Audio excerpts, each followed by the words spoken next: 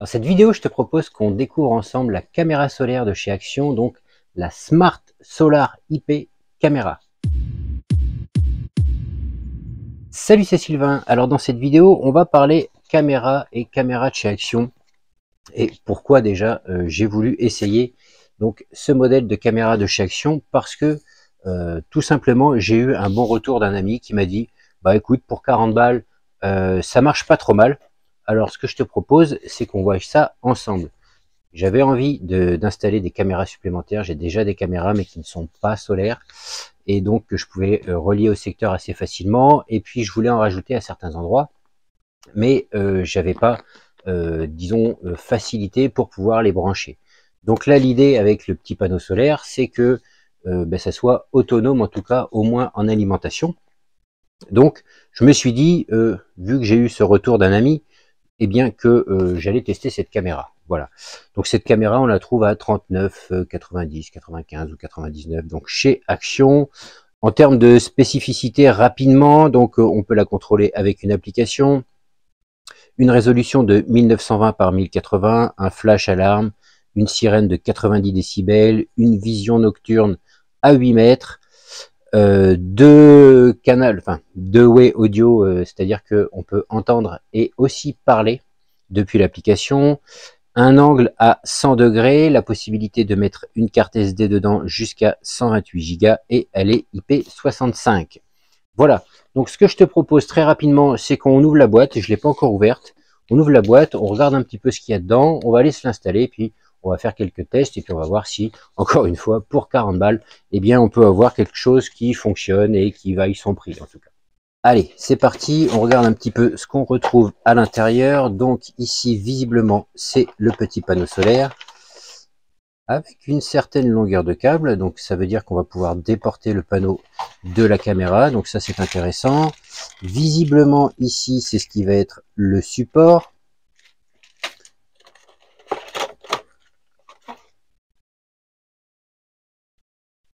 Ici, donc,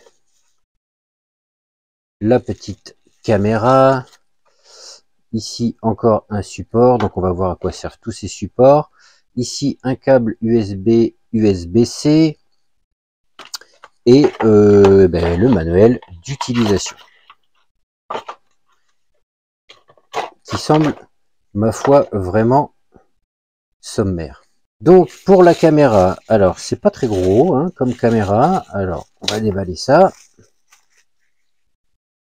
Voilà, bon, ma foi, c'est plutôt de bonne facture. Il doit y avoir une certaine autonomie parce que c'est assez lourd. Alors l'extérieur semble métallique en tout cas, donc ça c'est un bon point.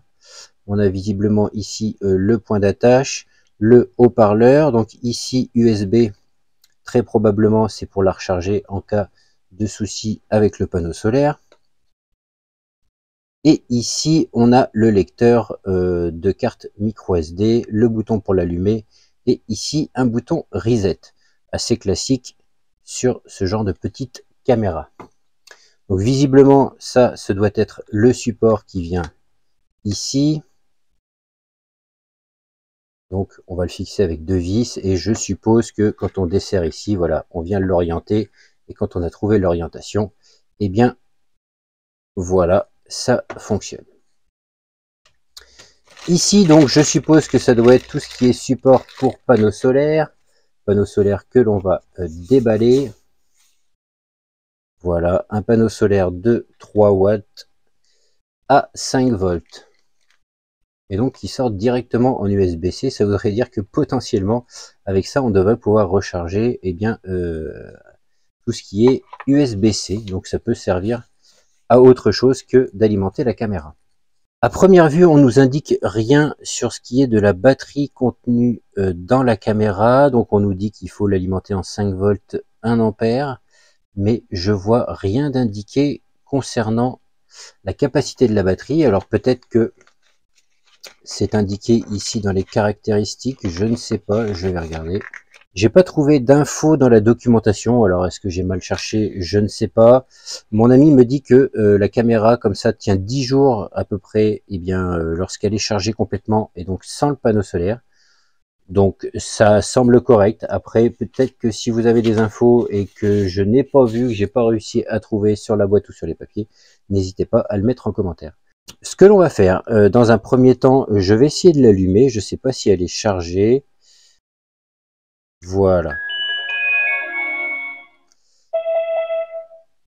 Donc là, elle clignote. Donc ce que je te propose, c'est qu'on se retrouve bien dans l'application et on va essayer d'appairer la caméra à l'application donc LSC Smart Connect, qui est l'application dont on utilise pour tout ce qui est appareil connecté de chez Action. A priori, ça fonctionne sous Tuya. Donc, si vous utilisez l'application Tuya ou Smart Life, normalement, vous devriez pouvoir connecter directement la caméra sur cette application sans passer par la case LSC Smart Connect de chez Action. Mais bon, moi, je vais passer par l'application officielle et on va voir un petit peu ce que l'on peut faire. Ok, donc je suis en extérieur. Donc, j'ai ouvert l'application LSC Smart Connect. Je vais maintenant allumer la caméra. Voilà, vous entendez peut-être la caméra donc qui s'allume avec le petit son. Et donc je vais cliquer sur le petit plus, ajouter. Et donc là, on est censé retrouver la caméra, disons automatiquement. Donc je vais attendre. Pendant ce temps, je vais configurer le Wi-Fi. Bon, visiblement, l'application ne trouve pas. Donc je vais aller voir dans sécurité. Qu'est-ce qu'on a? Solar caméra. Donc le voyant clignote, suivant, et je vais scanner le QR code. Voilà, donc maintenant, je vais attendre l'ajout de l'appareil. Et voilà, donc terminé. Voyons voir si on peut ouvrir la caméra. Et voilà, donc là la caméra est à longueur de bras de moi. Donc je ne sais pas si tu vois, l'image est un petit peu jaunasse. Si je me mets comme ça, je ne peux pas orienter l'écran. Bon, ce que je te propose, c'est que je fixe cette caméra. Et puis, eh bien, ce qu'on va faire, c'est on va faire des tests. On va voir un petit peu les détections, les visions nocturnes, etc. Ok, donc je me connecte à la caméra et normalement, vous devriez me voir arriver. Alors moi, je ne vois pas grand-chose sur l'écran de mon téléphone. Voilà, donc là, je me trouve à peu près à 7 à 8 mètres de la caméra, pour vous donner un ordre d'idée. Et pour l'instant, visiblement, je n'ai pas de détection que je suis là. Donc si je me rapproche, voilà, donc là je suis vraiment proche, hein, je pense être à 4, peut-être 5 mètres de la caméra. Donc je vais m'éloigner et puis je vais me mettre à l'ombre, comme ça vous allez me voir. Et donc ici j'ai basculé en mode paysage. Voilà, donc visiblement, j'ai peut-être perdu la connexion Wi-Fi du téléphone. Et comme chez moi, la 4G, c'est un peu la galère. Donc, je vais essayer de me rapprocher pour voir si le flux revient. Voilà, donc là, vous devriez voir ma casquette. Donc, je suis tout en bas de l'écran. Mais j'ai vraiment un faible débit ici. Donc, lorsqu'on est comme ça sur la fenêtre principale où on peut regarder, donc je vois qu'on peut ici enregistrer donc une vidéo sur le téléphone, voilà.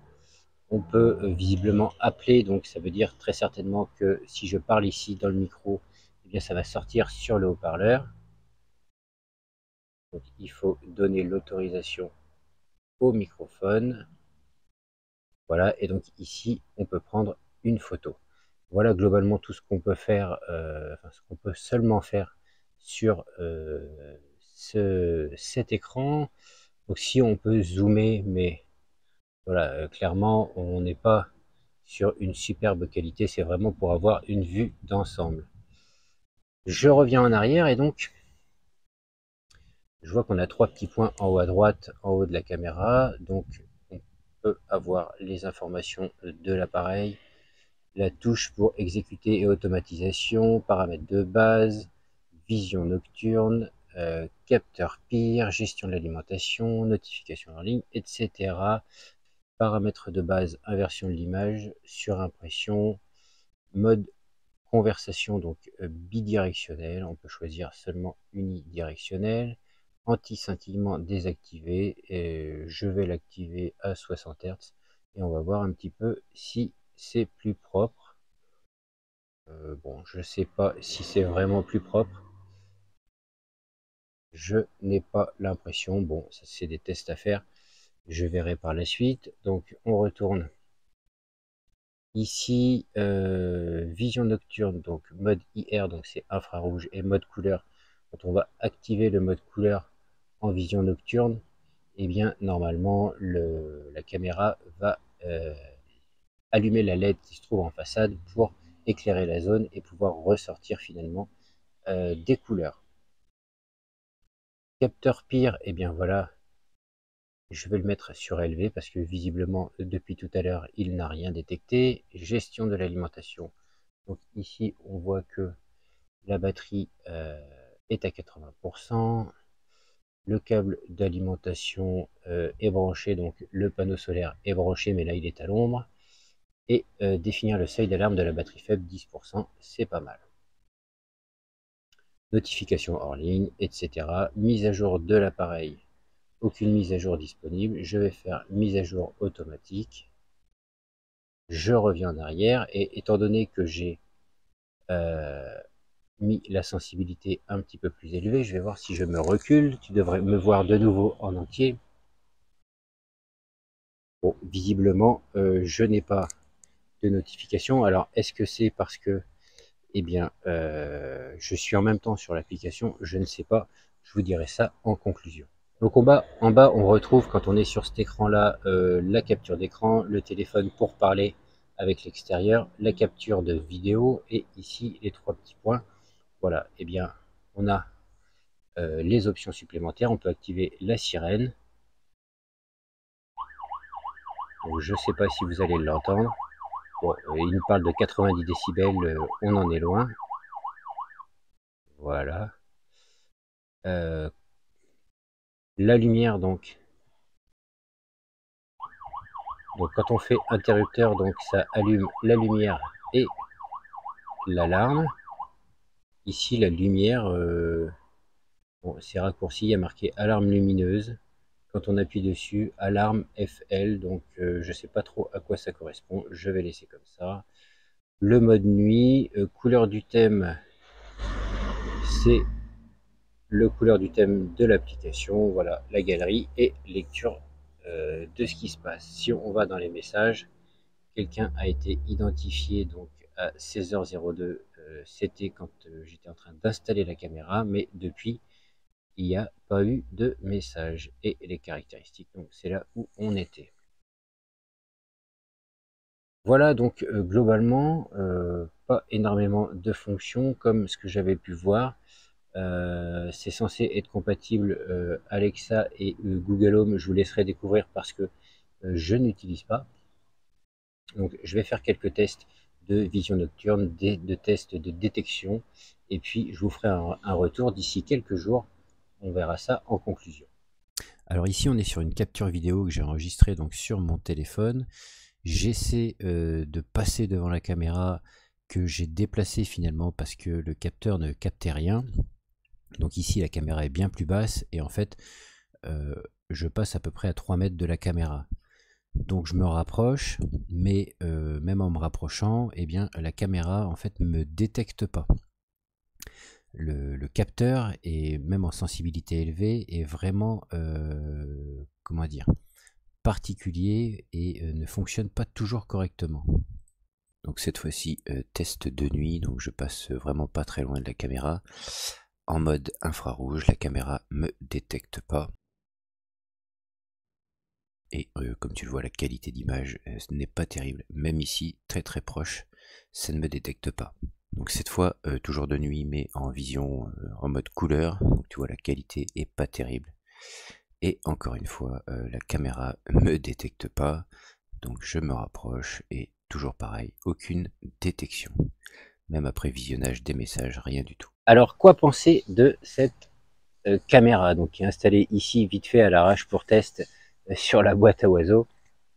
Bon, comme tu l'as vu, le gros problème, bon, la résolution et la qualité vidéo, on s'y attend un peu, c'est pas ce qui se fait de mieux, surtout pour 40 balles, on peut pas estimer avoir du 4K et un zoom de fou, mais ça, c'est prévisible. Ce qui est décevant vraiment sur cette caméra, c'est donc le fameux capteur PIR qui est censé capter ici les personnes, les choses qui passent, etc. Quand j'ai posé le trépied ici avec la caméra qui doit se trouver plus ou moins à 2,50 m, ça a détecté. Parfois je passe ici, ça détecte. Parfois je passe, ça ne détecte pas.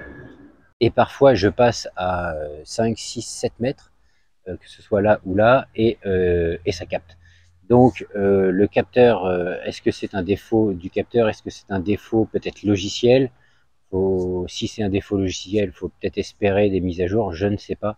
Mais en l'état, c'est vrai que ce capteur, il est un peu défaillant. Et ce qu'on attend un peu de ce genre de caméra quand même, c'est d'être prévenu si on a une activité devant pour un petit peu aller voir un petit peu ce qui se passe.